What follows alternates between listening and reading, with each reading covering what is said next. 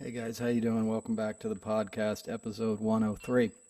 Can you hear the cicadas and the crickets singing? A rare and different tune. Anyway, I figured I'd open with a singing bowl. Reminds me of my old friend Crosby. It was his birthday last week up in heaven. So, or hell. depending depending on what David Crosby you want to celebrate. But anyway, he was a good dude at the end of the day, and I miss him. So I figured I'd break out the singing bowl, and I couldn't improve upon the sound of those cicadas. I don't know if you can hear it, but it's just amazing. And it's a great part of this time of year, and it's like an energetic kind of vibrational thing that I thought of the singing bowl.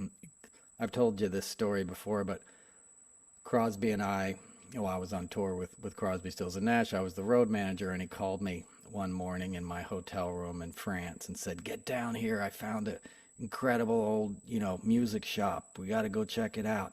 It was Lyon, and it was down by the river, and I met him in the lobby and went down to the shop, and they had like instruments from this 18th century. I mean, they just had like really old stuff, like predating guitars and lutes and all kinds of, ouds and just amazing stuff, a picker's dream, not just in terms of player, but like collector. So we were freaking out, and he got a crystal singing bowl that was huge, and he and Jan collected singing bowls. And I remember he just got this thing that was just massive, and had it shipped home. So I hope they're ringing him in his memory. So let's get into it. Another crazy week. Trump got indicted yet again in Georgia. Lots of fanfare, lots of breathless coverage. He turns himself in this week. He's going to stretch it out till Thursday or Friday to get the maximum potential of a news hit out of it, and he's a master at it. And it's not even like MSM isn't playing along. They're the seals, he's the ball, and they promise to bounce him on their noses. MSNBC did a special last night on the upcoming debate. I don't know if they still aired it, but their plans had been like a Republican debate prep panel on Sunday night, which is just, they mean well, and they're obviously covering, the heinousness of which like these, Republicans are campaigning, but you're only feeding the beast, right? You're only making them more famous and more popular. This Ramaswamy guy, I don't know how to say his name. I'd never heard of the guy before 3 weeks ago, and now he's in every article as this upstart, and every time he says a crazy thing, it's breathlessly like retweeted now. And we've seen that pattern over and over. That's how we got Marjorie Taylor Greene. Nobody had heard of her before January 6th. She was a freshman, and she started tweeting videos of her in her hotel room working out and bitching about they couldn't have any guns, and she had to work out in her hotel room because D.C. was a, fascist state under, COVID protocols. And then she just kept up with that approach. She sort of instinctually understood the news cycle and how to stay on top of it. And she's been there ever since. And she's probably the most prominent Republican at this point besides Donald Trump.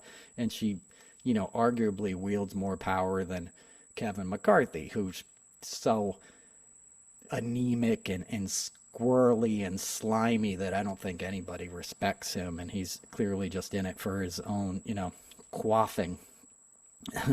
So my point is, like, we can't keep feeding the beast. There's real things happening. I want to tell younger people, not that any of them listen to this podcast, but there was a time when what had happened in Maui would be nonstop coverage, okay? Anderson Cooper would be there in person, interviewing the victims, letting people express their grief and trying to sort of humanize the tragedy and bring it home to viewers. That's what CNN in particular, put them on the map, put Anderson on the map, certainly after Katrina. And, it was the kind of coverage, especially in the summer, that just would have been running wall to wall in any newsroom. And now it's barely mentioned. It's in the news Don't get me wrong, but it's not like on the ground coverage in the way it once was, because it's cheaper and easier to do a panel on Trump and do some Zoom calls every day with the same people you talked to yesterday. It's real cheap to produce, real low quality. I get sick of hearing somebody talking in their, kitchen in Adams Morgan.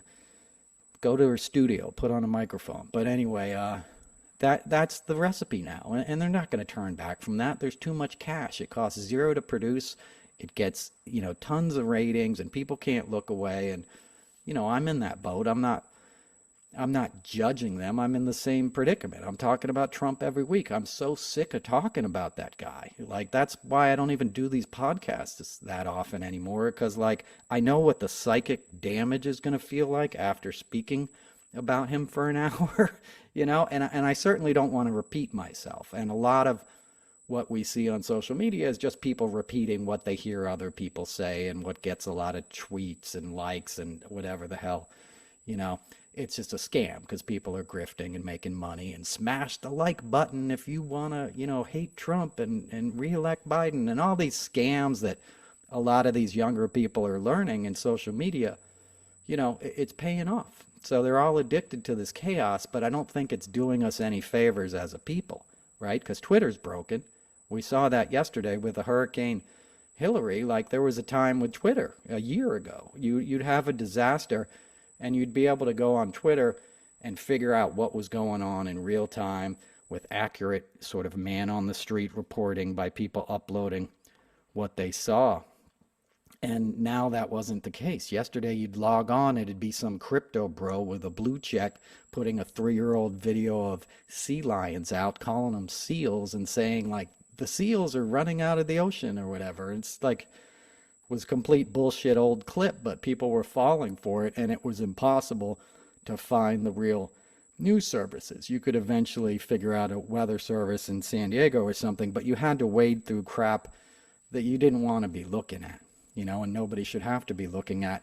But that was the predominant thing that was presented to you on Twitter, because that's what Elon wanted to happen to Twitter. He didn't want it to be a useful way to disseminate information, especially about climate change disasters, because he's not the environmentalist he pretends to be. He's an opportunist and a scammer with a bent towards authoritarianism, right? And that's a dangerous thing. And it's especially a dangerous thing to rely on in an election year, in a time where we have catastrophe after catastrophe. It's dangerous. And I think yesterday was a good example of like how we could really be screwed in the next election if we're coming to rely on Twitter in the same way. Because you're going to go to check it, it's not going to be there. He's going to take it offline, after some Republican declares, the election invalid, and there's just be chaos. So it's a good time to wean yourself off of that particular site. And especially in light of, there was some great reporting. Ronan Farrow did a great piece in the New Yorker. It just hit this morning. I subscribe to the New Yorker, and I collect them, and I'm behind. I always have a big stack. But the important articles you can always find online. You can find it without a paywall. And it was a deep dive on Elon Musk, and it's a deeper dive than Walter Isaacson's going to be genetically capable of doing. I don't know if you know about that, but he's trying to write a book, and he's the master of the hagiography, pumping up great men kind of myth creator. And he's clearly in a pickle because Elon Musk is anything but a great man. And I think Walter probably knows that, but he's, writing this book. But I think basically he got beaten to the punch by Ronan Farrow this morning. And Ronan's piece is excellent. And if you don't have time to read it, you should. But the big takeaway is, like, he's a Putin fanboy, as I always said. I always believe that Elon's motivation in taking over Twitter when he did was because of the emerging atrocities that the Russians were committing in Ukraine, and how bad that was going to look for Putin strategically on a world scale. I mean, they were raping children. They're doing all kinds of heinous things a year ago that they're still doing. You're just not hearing about as much, right? You're not seeing all the Ukrainian, pro-Ukrainian sort of accounts that we saw in the early days of the war. Elon took it over and he ixnayed all that stuff and, squashed it, whatever the term is. And you didn't hear about it as much. So they go into very detailed reporting about how the Pentagon had to call up Elon Musk because he had basically pulled Starlink access, which was the Wi-Fi service that SpaceX provided the Ukrainian troops and that they were using on the battlefield to, defend themselves. And he basically pulled their Wi-Fi because he got sick of paying for it. And he was worried about how it was going to look to Putin, that he was helping the Ukrainians. So he pulled it, and the Pentagon had to call him up, and this U.S. official had to sit in his hotel room in Paris and call Elon Musk and kiss his ass like he would Trump. He had to understand the guy's kind of an idiot, but he had to puff him up and kiss his ass and try to get him to do the right thing on the world stage. So that right there is a nightmare scenario, that we're relying on somebody like Elon Musk. Who cares what he thinks about geopolitical situations, let alone having his business involved intimately with strategic defense of a nation, is a nightmare scenario, right? And we're knee deep in it. The only way we get astronauts into space these days is through SpaceX. And Garrett Reisman, a former astronaut, I've known for a long time. He was the director of SpaceX operations, and he left. And he's a good dude, and I haven't talked to him in a long time, but I dated his younger sister, and his family was very important to me when I was younger, and he's a smart, bright guy. So there's smart, bright guys at SpaceX, but it's being run by an idiot who's sort of gotten himself involved with our government in a way that we're over a barrel, SpaceX, Tesla, none of these companies would exist without our subsidies, without the federal government subsidization of his companies. But he acts like he's this megalomaniac who can do whatever he wants, and he doesn't answer to a board or a Pentagon official or anybody. And in the result of this reporting, where they're talking about this guy having to make a call at 3 a.m, he has a conversation with Elon Musk, and Musk reveals that he's spoken with Putin, and he takes him at his word as a man who wants peace. Does that remind you of George W. Bush or Donald Trump or all these other idiots that get conned by Putin? Because Putin's not stupid, right? Putin's a KGB agent. He knows how to appeal to narcissists, especially Western narcissists, right? Because that's what the KGB trained these guys to do. There's a certain personality trait that comes with capitalism and the outside egos that get created in capitalism. And Elon's like textbook that kind of guy, as is Donald Trump. Putin's a judo master, so he played these guys like a fiddle. And the problem is now we have to manipulate these dudes in a way to get the democratic, sort of pro-democracy objectives through in our government. And that's insane to think of my grandfathers, who spent their lives in the intelligence agencies. Like, I'm glad they're both dead. Not, I miss them, but I'm glad they're not alive to see what's become of our foreign policy when it comes to somebody like Elon Musk, because the dude's a Bond villain. He's a threat. He's a threat to democracy. He's a threat to freedom. He's a chaos agent, and he's made unusable this platform that was very effective. It was very effective during COVID, during the tumult and the sort of apex of the Trump years and all the chaos and George Floyd protests and all that stuff. Twitter was the bomb, right? It was where you found out what was going on. It's where you could instantly see through the bullshit that Trump was feeding people. It's where he got mocked for his ridiculous press conferences. It's where sanity sort of reigned and put into stark relief the idiocy of the right.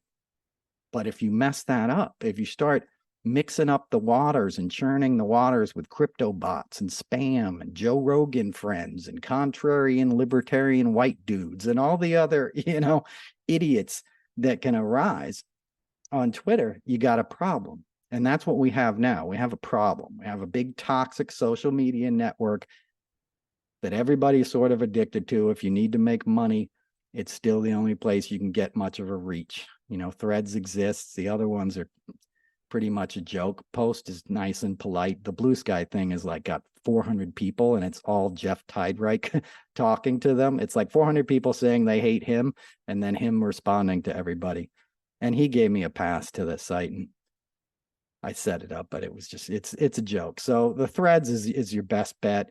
I would move towards that, hope that they improve their blocking features. You can't block and hide somebody, which is annoying because you can either block them or you can leave their comment up. And if you get sort of spammed by bots and Nazis and all that stuff, it can get pretty ugly pretty quick, which is why I turn off my comments. But my point is, we got to figure something out, because we're sort of walking into a trap with this kind of stuff. And we're in a world where disasters are happening every day.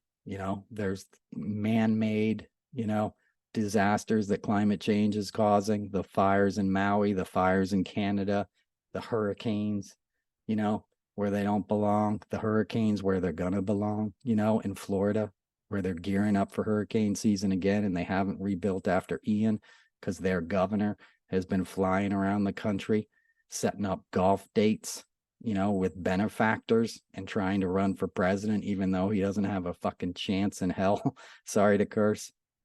We got bad stuff happening everywhere. We got a kid in New York City, a young man, a dancer, beautiful dancer who was out there celebrating with his friends, dancing to Beyonce in a parking lot, and he was murdered, stabbed to death, because somebody came up to him and said a bunch of homophobic slurs and he didn't back down, got in a fight, and the guy stabbed him in the chest. A beautiful light, a beautiful dancer. If you haven't seen his work, he's incredible, just coming up. We need talent like that on this planet.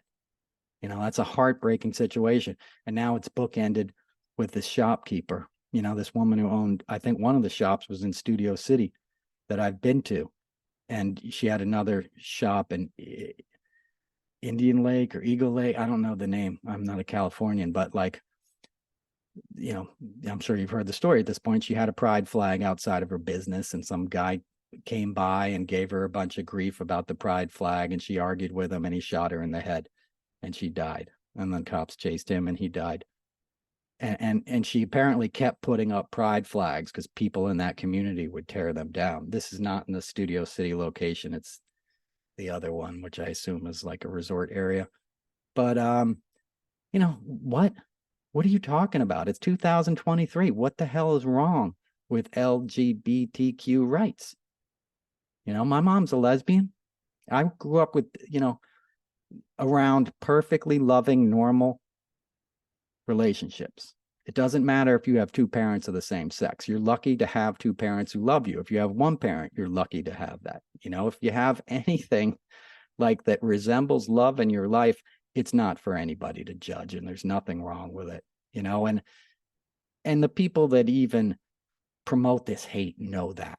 Donald Trump deep down is not really homophobic. Okay. He's not. I'm not saying he's a good dude. It's not that foreign to him and his family and his kids and stuff. If you know what I mean, he's not like growing up in Bible Belt, Texas. Okay. He's from New York City, used to hang out at Studio 54. Okay. The dude is doing it because it's convenient, which makes it even more disgusting. It's like Jared Kushner knowing Trump is an anti-Semite, because he is an anti-Semite. He is horribly racist, and he would use the N-word out loud all the time and say disparaging things about Jewish people all the time. And Jared knew that shit, but Jared wanted to, rule the world. And Jared's, knee deep in with Netanyahu, as was Charles Kushner. So the whole family comes from the sort of mobbed up, corrupt side of politics. And Trump's obviously born out of Italian mob associations, and then, made his way to the big leagues in the Russian mob, with the help of Rudy Giuliani, who's now is indicted co-conspirator in Georgia, which is very ironic. If you followed Giuliani's case with RICO law and all the bullshit he tried to sell people about becoming America's mayor and all this crap, which was just lazy reporting. He was a horrible mayor in New York City. He was not popular at all. And 9/11 was such a cataclysmic event. People were so exhausted. George W. Bush was not like capable of the kind of leadership you needed in the hours immediately after. So he was disappeared in some, Air Force base in North Dakota or something. And there was Rudy giving a press conference and being reassuring, because you needed an adult to kind of step forward. And, Rudy was the guy in that moment. So he was oddly reassuring to people, and everyone felt it, and media just went with the narrative, that he was America's mayor. But it was, the reality was not that was not the reality. It was just an easy thing to do at a time where people were shocked and overworked and stuff, and it stuck, and he exploited it for years and made a tons of money off it. And I told you guys this story before, but I did the 9/11 memorials forever. I did them from, the 2003 probably till when they opened the museum was my last one, and we had 5 presidents come. And I used to work in the VIP tent. So my job would be like handling the dignitaries that came to read out names, Hillary Clinton or whatever. And Giuliani would come most years, and he would show up smiling in this tent. Like, and not smiling like a polite smile of comfort to greet an old friend, like beaming, like glad handing and working the room, because he was like, these are my people. I'm Mr. 9/11. Here you go. It was like about him. And that's the vibe he gave off, which was so disgusting, because you're looking at children who've lost their parents, who are about to get up and read a name. And I watched those kids do it at 4 and 5 years old, as toddlers. And I did it long enough that those guys were now like in their teens. And it was horrible to think of the lives that were lost and the people that didn't get to see their children grow up, and to see this wrinkled old drunk show up and walk into the tent like it's a fucking party year after year. I lived across the street from Gracie Mansion when 9/11 happened, and they told us that the air was safe to breathe. It wasn't safe to breathe. And I would look down the window every night at Rudy coming home in his motorcade, and he would get out of his black SUV and he'd be wearing a mask. And I remember thinking, like, something's not right here, because everybody knew the air wasn't safe to breathe. And if you know that part of New York City, that's East End Avenue. It's on the East River right by Hell's Gate. So there's a couple currents that run in the river, and there's like a wind, like a jet stream, but wind. And it would change every night, right? At like 3 a.m, the winds would shift, and the winds would come from downtown, right? From down ground zero. And it was a nice fall. So we'd go to sleep with the windows open, and at 3 a.m, you'd wake up and the whole apartment would be full of this acrid black smoke that smelled like computers and paper and diesel fuel and human beings. Like, it was a warlike stench. It was something you weren't used to smelling in a city. And there was, your only thought was like, no way can this be good for you. And I got friends who worked on the pit, first responders and cops and stuff. And, they all got lung diseases and cancer and all this shit. And they've died in the decades since. And Rudy's gotten rich and gotten drunk and helped, his fat buddy from the mob days in New York City try to steal the presidency, so he could, let his son-in-law steal some more money from our treasury while he hangs out on golf courses and tweets all the time, at a time in our planet when the world is in desperate need of leadership, and his only political contributions were to appeal to the ignorant racist hordes in America that are just stupefied and too ignorant and culturally bereft to understand the changes that are happening around them. So it's easier to devolve into screaming eagle tattoos and giant pickup trucks and attacking anything you don't understand as woke, and thinking the only thing that matters is your kid's softball game and your ability to mow your lawn in the suburbs. That's who he appealed to. That's who Trump's always appealed to. He always attracted the sort of Goomba guys, the kind of people that want to go to Atlantic City and enter a room that's got cheap fake gold everywhere and think that that's the high life or class. It's anything but. It's like going on a cruise ship or something. You're at a casino floating on the ocean. There's not much classy about being on a cruise ship. I know people do it, but and No, to each its own. It can be. I did it on the Queen Mary with CSN, and we thought it was a fucking nightmare. And that was a nice one. So I can't imagine what a Carnival cruise is like. And I'm not hating on the people that listen to the show that that's your vacation. Go for it. But it's that, you know, it's that eating at a cafeteria in Vegas kind of style. Like you're not really getting the good stuff. You know, it may say all you can eat crab legs, but what you're getting is not the real thing. And it was the same way with Trump as a politician. Like what you were getting wasn't the real thing. This whole idea of we need an outsider, you know, we need somebody to shake things up. No, you don't.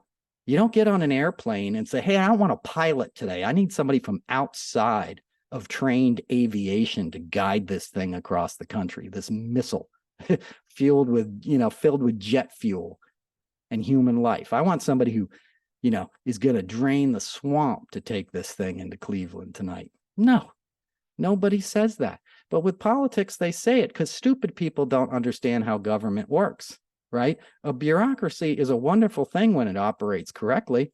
And DC is full of civil servants that spend their lives, really, really smart people that could be making a lot of money somewhere else, decide to work on behalf of the greater good. And they apply their expertise to the USDA, to, you know, Energy Department, to the, you know, EPA, you name it, you know, HHS, all these things that seem boring, you know, GAO, making sure government, you know, runs correctly and pays its bills. It has proper oversight.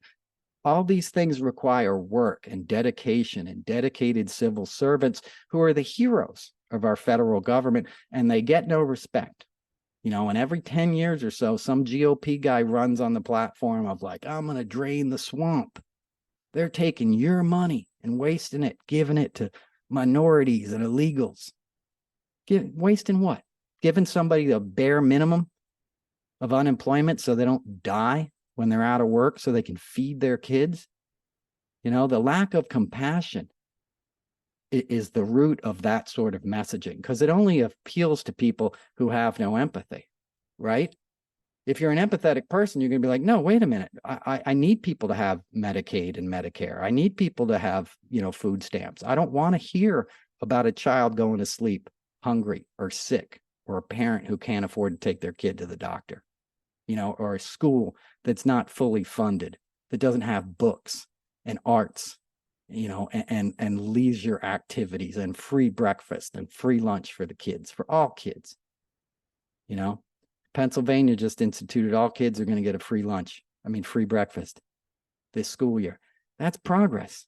You know, if you have a kid who doesn't need it, take that extra money you're saving and, you know, give it to a local food bank or do something good with it down the road, you know, but just include that kind of thing, you know, so the kids who do need it and maybe are ashamed to ask for it don't have to suffer that kind of shame and embarrassment, you know. And I grew up around all that stuff, food insecurity, you know, kids, as you've heard before, relying on, you know, the school to give them breakfast, and then Reagan came in and took away the breakfast. And I remember riding into school with my friends who had breakfast the day before, you know, or the last school year, and now they don't get it. I mean, it was just abject cruelty. And I remember it, fourth grade, you know. And a lot of what Trump's appeal was bringing that back. That's what Make America Great Again was. He stole the idea from Reagan. That was Reagan's tagline in 1980.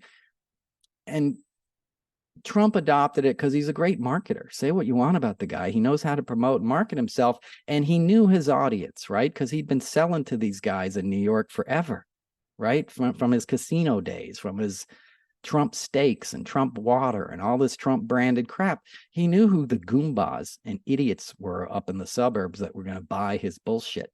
You know, the cops and firemen and, you know, dudes that one-on-one are pretty decent folks, but when they vote with a block, like their union or something, they always skew sort of racist, you know, homophobic, misogynistic kind of like thing, that kitchen table talk that I've covered a lot on this show. He knew that's who he was going for, and he knew Make America Great Again would be a shorthand for that kind of attitude. And he knew what the cultural fires were that were going to ignite those people in 2016 through 2020. and now 2023. The difference is 7 years into it, we have ladies getting murdered in front of their stores for flying a flag, flying a flat pride flag. I can't talk today. Right? That's the difference. The difference is in Brooklyn, we have young men getting stabbed to death for dancing, for voguing to Beyonce. It's New York City. What are you talking about? Everybody should be voguing, everybody should be dancing. When I see somebody dancing in public, I stop and I look and I smile. That's the only response to watching somebody dance. It's a beautiful expression of human nature. It's ethereal and frivolous and filled with delight and joy, and can also, communicate sorrow. Dance can speak the human language in a way that almost no other art form can. There's a purity to dance that doesn't make it simple. It's incredibly complex, and it's not easy for a lot of people to appreciate dance. But, and in many ways, it's the highest art form in my mind. And I'm not explaining that well, but, I love the ballet. And when I got sober, somebody gave me ballet tickets, and I went Lincoln Center, and I remember like watching the ballet and like crying, because I was sort of seeing it, anew with these new, sober kind of eyes, where I was feeling everything and I was in the moment, and I saw it for the expression of life and beauty that it was. And I was just like, I turned to, the person I was with and was like, isn't this the most beautiful thing in the world? And she was like, are you nuts? Like, is this Noel? Because normally I was a classic rock guy. And I was like, no, this is incredible. You know what I mean? Because I had like allowed myself to relax enough to get to that next level where I could receive it, like the teacher appears when you're ready kind of thing. It's the same way with the arts, right? You're not going to get into classical music when you're 10 years old, probably, but when you're 50, you're like, hey, you know what? This sounds pretty good. And this can do something to me that words can't, the strings and all the lush things. So you combine that with dance, with a pretty person, with a great body leaping across the stage, showing athleticism, like sign me up, dude. I want to watch that all day, and even if I don't want to watch that, I don't want to attack it, So what are we doing as a culture where we're training people to think this thing is bad? This person should die because of who they love, and the people that are reacting to this stuff violently, they're monsters, but they're not coming out of a vacuum, right? They're coming out of a society that's saying it's okay to be this way. And they're coming out of rhetoric that is being, promoted endlessly online. This is how I'm going to tie it in with Elon Musk and all this kind of stuff, because they know it's effective, right? They know it works. So they're spewing it to increase their impressions online, to increase the clicks they get. And it doesn't matter, good press or bad press. What matters is that they say your name on MSNBC.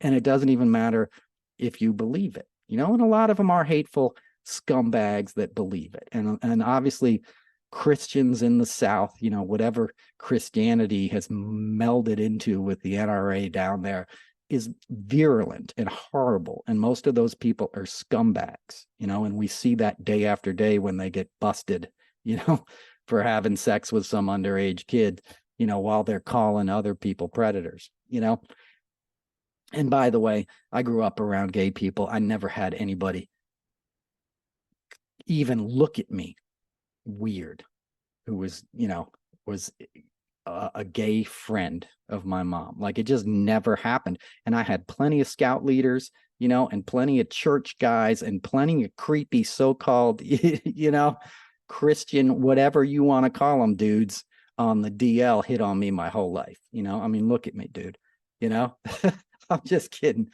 I'm not saying that like I'm good looking. I'm saying like, I was the kid you were gonna make a move at if you were skewing that way. And it never came from that community. Never even thought of it. in that context than I always worried about in other places where I was vulnerable, because they also pick on vulnerable populations. They would come to our neighborhood, like pervert guys would come, I'm 52, right? So like video games and video game parlors kind of came out when I was in like late elementary school, 7th grade, is when you'd have like a mall parking lot would have a video game, place we'd go in and play Pac-Man and all that stuff.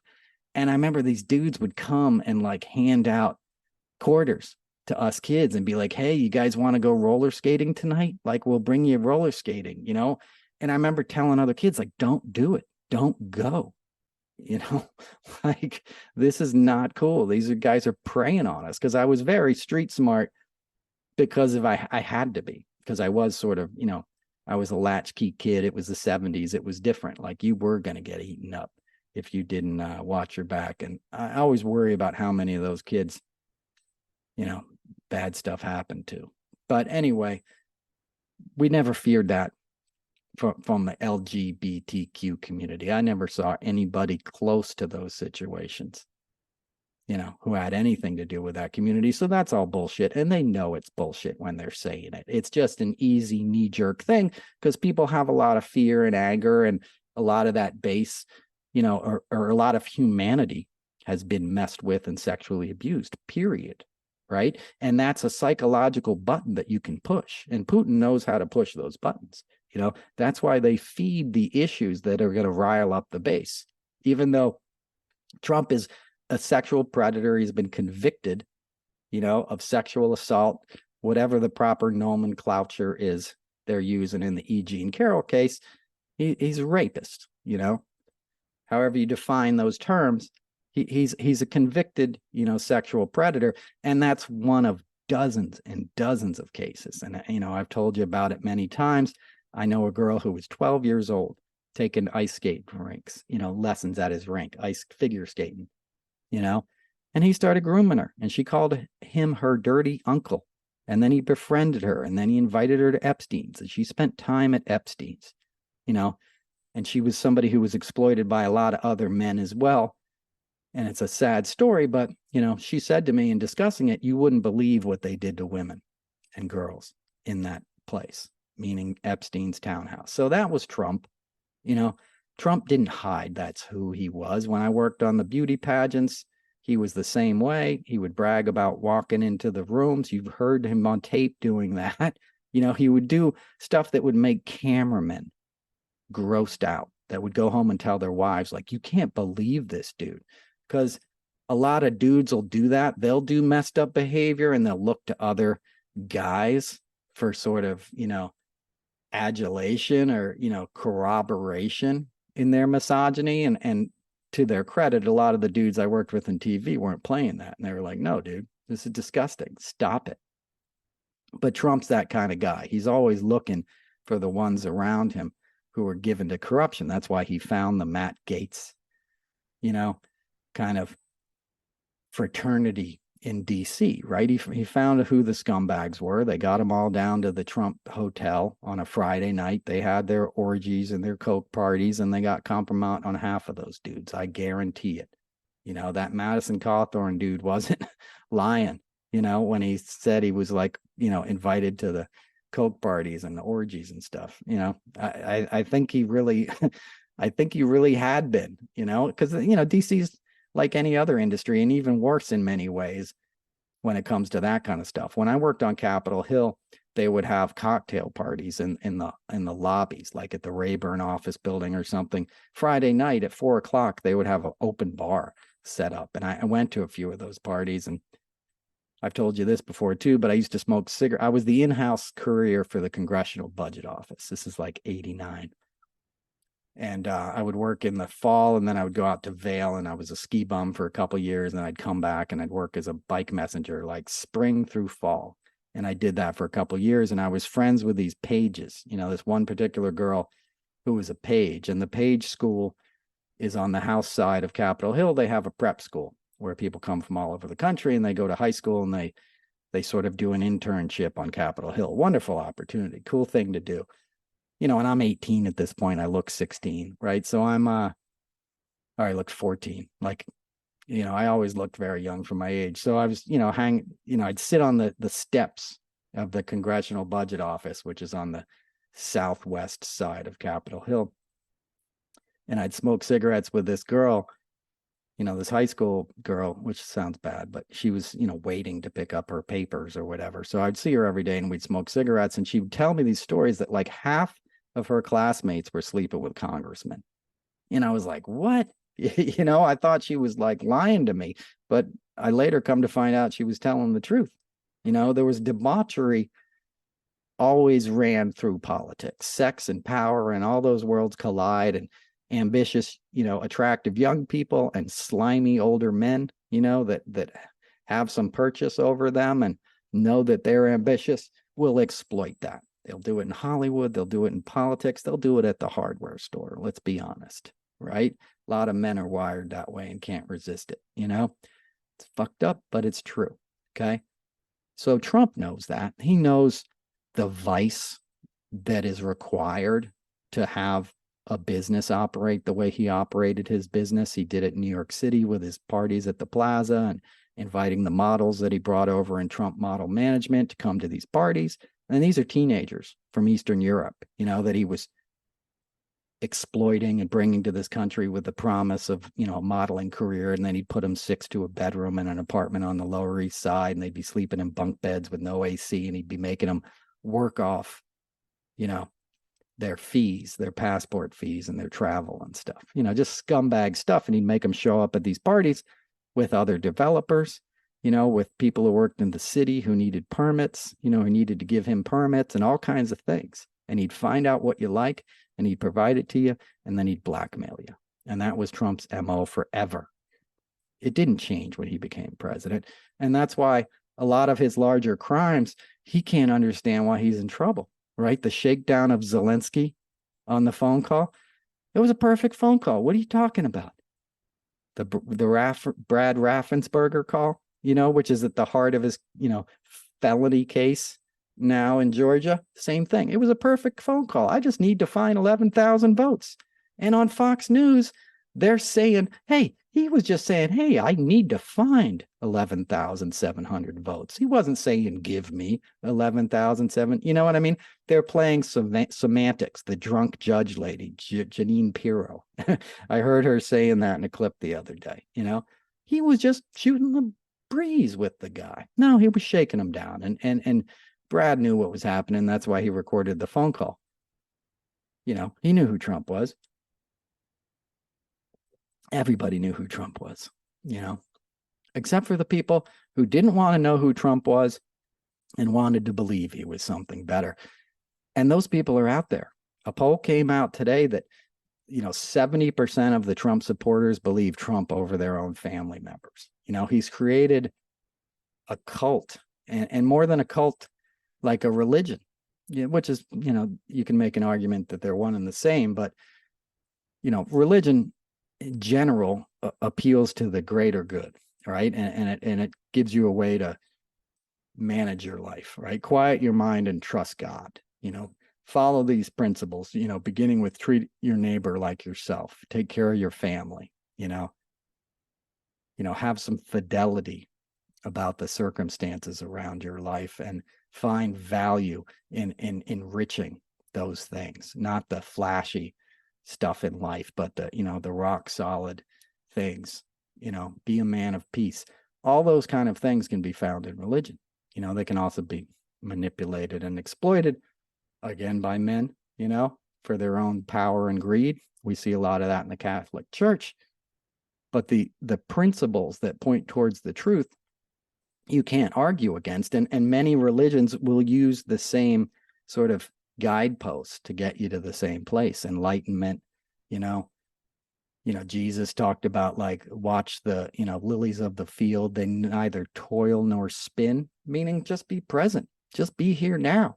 The world is a wonderful place. Your heart is a wonderland, right? Everything you need is inside of you in many ways. And that's a hard concept to understand, especially when you're getting barraged, or you're being barraged with all these messages about buying things and capitalism and achievement and all this kind of stuff.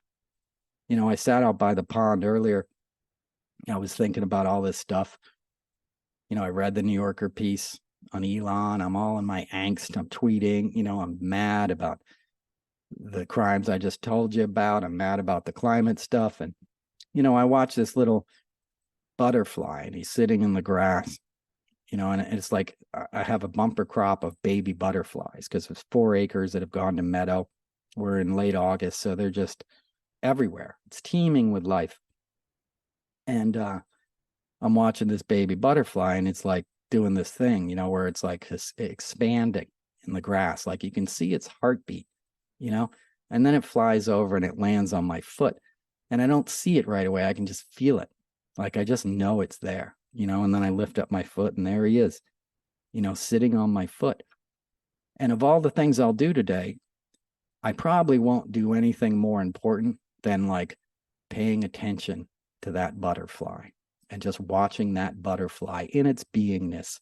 It was a baby monarch with its beautiful wings and it's orange and it's black and it's yellow. And, that baby butterfly is only going to be here for the blink of an eye, right? But he's going to be fully present and fully alive and fully receptive to the love and the sunlight and the water and the food and the bounty of this planet, right?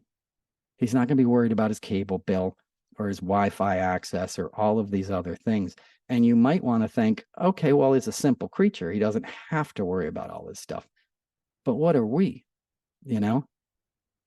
We don't have to worry about all this stuff either. That's not to say we don't have to exist in a society, but we don't have to be manipulated in the way that achievement is only what we own, and what we can collect, right? And how much power we can wield over another human being or another life force.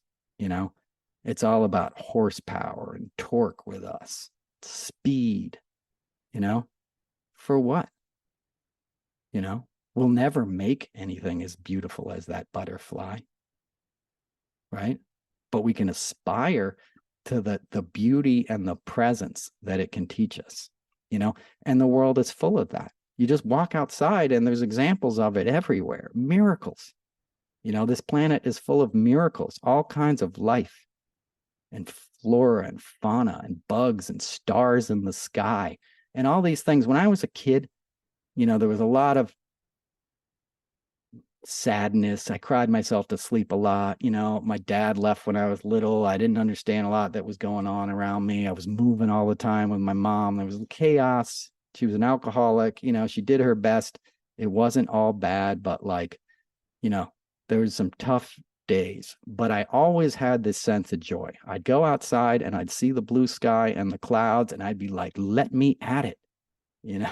That spirit, that's where my sense of humor came from. I was a funny kid because I just had this love, and it was how I coped with the world. It was how I made people feel like I was okay, like everything wasn't going to be terrible. Because I saw the adults that were crying a lot around me. You sort of see the insanity revealed in humanity when you're around a lot of alcohol and drugs when you're a kid, right? Because it brings out people's character defects. So you see that different look in their eye and something's not right. And I think a lot of my humor came from a desire to placate that, But there was also a spirit that exists in all kids and puppies. Watch puppies run around and lick somebody's face. They're just joy. They're just happy to be here. When I met Stevie Wonder, I've told you the story. If you've seen me live, I tell this story. But I met Stevie Wonder. I'd worked with him before, but I had this great interaction with him at President Obama's first inauguration at this big HBO concert we did on the Mall. And I don't tell this part in my set, but the thing I talked to him about was this song called Saturn. If you know that song Saturn off, Songs in the Key of Life, it's written from the point of view of an alien, and he didn't write the lyrics. Another guy wrote the lyrics. I forget his name, but I started talking to him about that song because there's such a truth in that song, and the song is basically like, we're high on life, man, being alive is our whole deal. You know, and it's like, I'm going back to Saturn, you know, because he's like, I'm out of here, man. I'm going where we're sane, you know. And we had a discussion about that, and you know, that's sort of why he got interested in me a little bit, in terms of like, hey, what do you do? You know, you're a songwriter, and that was the germ of that conversation. And it was us talking about, you know, like, it's all inside you already. You know, there's an old parable about a guy who's sitting by the river. Anthony DeMello tells this story. If you've never experienced Anthony DeMello's talks, he was a Jesuit priest who combined sort of Eastern philosophy with Catholicism.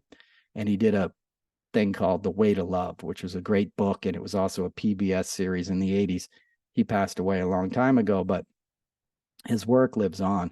He has another book called Awareness, very obscure, but incredible stuff. Like, if I could tell somebody to read one book, it would probably be Anthony DeMello.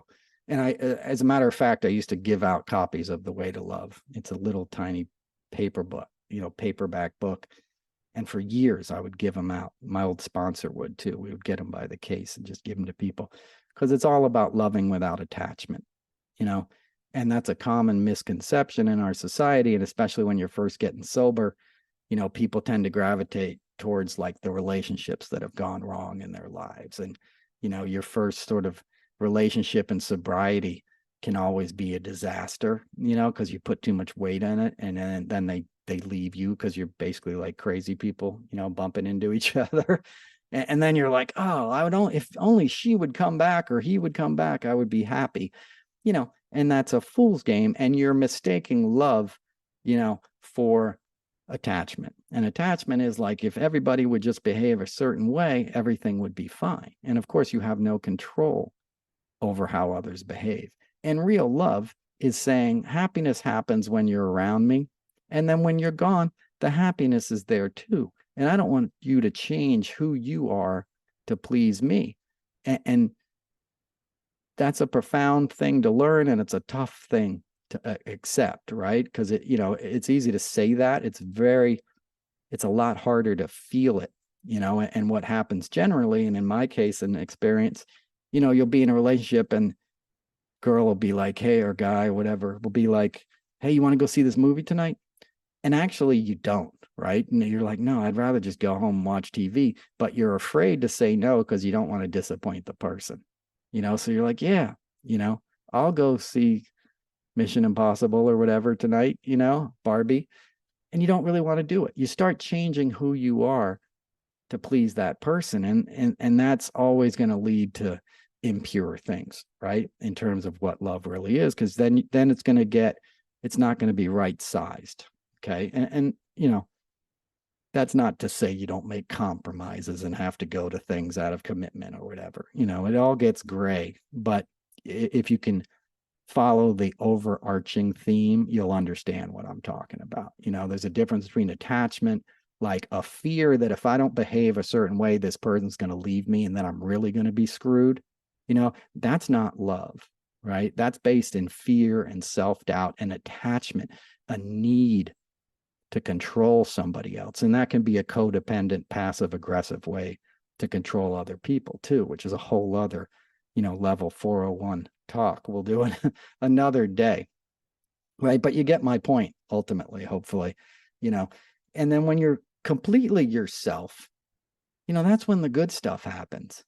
You know, those times that you did fall in love, the person almost feels like they come out of the blue and you're just being yourself and they love you for it, you know. And that's the best feeling in the world. Real love is somebody wanting you to be yourself, you know, and I've been lucky enough to find that in my life. You know, somebody who wants me to be the best version of me I can be. Those are the people you want to be around, you know. And that's not always the most successful version. It's the happiest version, right? It's the most fulfilled version. You know, real love wants you to be that butterfly in the grass, you know, undulating. Do you know what I mean? Breathing, just being happy and present and flying around for as long as you can fly around, you know, and smelling the flowers and doing whatever butterflies do. You know, that's real love. That's what God's love would be for you. to use a term that's loaded, right? But whatever God is to you, that's what you figure God would want, right? You want other people and things you care about to be happy. A mother wants for their child to have a shot at happiness. And we live in a time where one of the political parties is basically designed on denying happiness to other human beings, torturing migrants that are coming across the Rio Grande with underwater saws to catch them and ensnare them so they drown in the river when they're trying to bring their kid over to a country where they can get a shot at being in school in September and getting a meal and maybe learning how to read a couple books and getting a job when they get out and living up to their potential. Instead, they're being met with violence by evil men who already have more than they'll ever need in their lifetime. Greg Abbott is a wealthy man ever since the oak tree fell on him in River Oaks when he was jogging in a thunderstorm, which is not a smart move to begin with, and he was paralyzed. So he sued the homeowner, and the tree service company got $9 million. He still receives an annuity to this day. He was a law student at the time. He was a young man, right? Got that payout, became Texas Attorney General, and took away tort reform, or enacted tort reform rather, at the behest of the insurance, industry in Texas, and they put a cap on future payouts. So if somebody had the same sort of thing happen to them that Greg Abbott happened to them, they would only get $250,000 going forward, not the $9 million, right? He pulled up the ladder after him, and he's obviously deeply hurt as a human being. There's nothing wrong.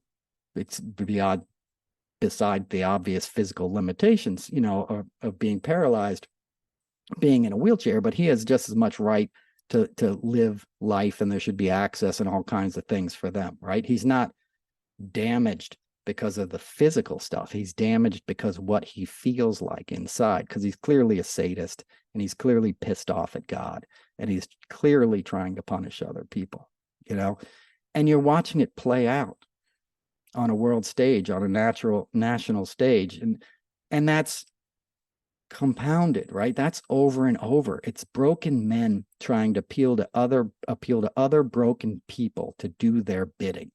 I'm going to wrap up here in a minute, but the United States for a long time was always aspirational, even if it was bullshit, for many of us, most especially Native Americans and African Americans and any other immigrant that sort of wealthy white people decided they didn't like at the time, which included Irish, included Italian, moves on to Puerto Ricans. It's always going up, right? But there's always some other that's coming to take your job and mess with you, right? And those things are always being manipulated by the powers that be, because they hope you don't find out who's really screwing you over, right? But that being said, for a long time, the United States was always very aspirational, right?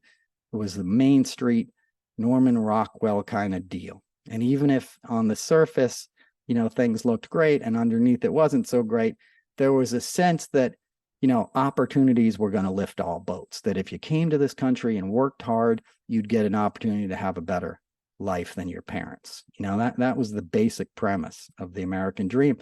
And that's been replaced, right? We're now a tear it down nation, right? On the right, right? That's the political ideology, is American carnage. It's burning everything up. It's destroying it because you don't like it. That's a lot different, than white picket fences. Now it's closed auto parts stores and dudes with tattoos on their necks and fast food joints and guys souping up some crappy pickup truck to sound like the Blitzkrieg when it goes down Main Street. That's America now. It's Mad Max, it's Blade Runner. It's almost post-apocalyptic to the Norman Rockwell, roots that we began on. And we have to address it because it's a maelstrom that we're all getting pulled into. It can't be business as usual in any way. We have to understand what we're up against, and it's an existential threat that you will only mitigate by being incredibly honest, by having complete awareness of what's really going on, where we really came from, where we are still falling short. Things like reparations, need to be paid. You have to do an honest accounting of where we've come from. You have to do a 4-step, and you have to make your 8th and 9th step. Okay. For the program people, you know what I'm talking about. You got to do it. Otherwise, it's bullshit. And that's where we're at as a nation. A lot of it was built on a sort of house of cards that didn't exist. And the people that were entitled to have a certain way of life without any change or acknowledgement of the truth want to have that same thing still. And it's basically impossible. It is impossible. With climate change, it's 100% impossible. But they still have politicians who aren't telling them the truth, who aren't, they're not saying to them, hey, dude, you can't ride on your lawnmower all day long. You can't go joyriding in your car. You can't waste fossil fuels. You got to conserve stuff. And if we had people that were appealing to the sense of hard work and ingenuity that is inherent in all of us, okay? We need MAGA on our side eventually. We don't need them to be MAGA, but those people one-on-one, we need to change them and get them aligned aligned with the idea that like they're protecting their own future and their children's future, not by voting for the vitriolic politician, but by protecting the planet and nurturing it and changing their ways. And we need somebody who can explain that to them in an exciting way, because it's an opportunity. It's an opportunity to change and expand. And what if people got in a competition to see who could conserve the most, who could find new ways to find alternative energy and conserve energy that already exists, to not be wasteful. Inherent in that, there's a mindfulness that'll transform your life just by becoming aware of it. It takes on a life of its own. It's like presence. Eckhart Tolle talks about if you take a log and you stick it in a big bonfire, right? And then you pull that log out, it's going to be burning that much brighter from being being in the big fire. It's the same thing with presence. It's the same thing with love. The more you do it, the more it expands and takes on a life of its own. It's like yoga. It's very hard to do in the beginning. I was like Mr. Yoga guy for a long time, and I studied with Dharma Mitra most recently, and then the pandemic hit and I stopped going to classes, and I still do a little yoga every day, but nothing like when I was in class for a year and a half. I was in class for a long time, 2008. But in the beginning, that stuff is really hard, and you're just like, this hurts. This is terrible. And then you start feeling great right away. And then you can't get enough of it, It's the same way with doing the right thing. It's the same way with loving. Do an example like open the door for somebody when you go into the mall the next time or whatever. And they're like, hey, thank you. And it feels good to do that. And then you're like, hey, I'm going to do that again in 20 minutes. I'm going to hit this other person with this courtesy. It feels good. That's our natural state. We're like those puppy dogs. We're like those children who look at the blue sky and smile, and if you see a kid who can't smile because they're hungry or they're tired or they're scared for their parent, you need to have the awareness and the compassion to help those kids, not punish them further, right? And any sort of political ideology that doesn't have empathy and caring for others at the root of its philosophy is no bueno, is not a good deal, and say what you want about Biden. I don't know what you'd say bad, but empathy is clearly what's guiding that guy. He's clearly a good dude, he's not perfect. Yeah, he's old. We don't really have a choice right now, but his heart's in the right place. And that's what matters, as opposed to somebody who doesn't even have a heart. Okay. So I think that's enough for a Monday afternoon. It's always heavy. I apologize for that. Here, I don't have the music. I don't have a song to play you out with. I'll hit you with this singing bowl again. We'll think of our friend David Crosby, who's passed on, and be loving. Enjoy the rest of the summer. Get out there, look at the butterflies and the birds and the bees.